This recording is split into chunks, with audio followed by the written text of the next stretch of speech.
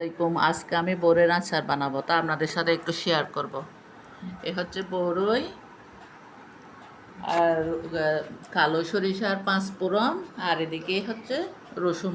এখন রসুন ভালো করে পরিষ্কার করে ধুয়ে এগুলো ব্লেন্ড করে নেব, রসুন কালো সরিষা একসাথে। একটু পরে আবার দেখা হচ্ছে। এই সরিষার তেল দিব প্রথমে, যেহেতু বড়ই 1 কেজি, আমি আধা কেজির মতো তেল দেব। এবার দিব রসুন আর কালো সরিষা, পাঁচফোড়ন, ওগুলোর পেস্ট।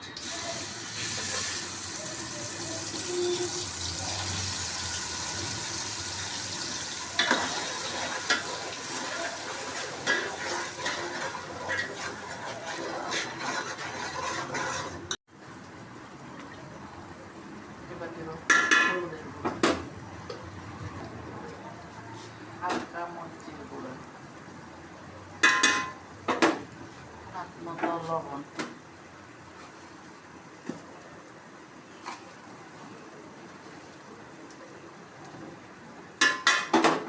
রাখা গুড়, ফ্রিজে কেটে রাখা গুড়।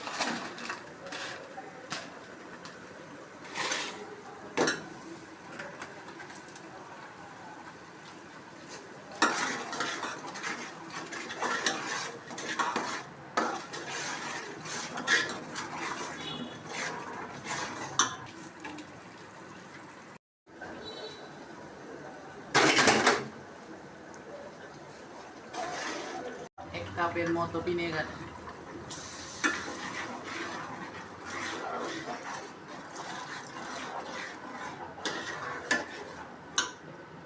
বড়ইগুলা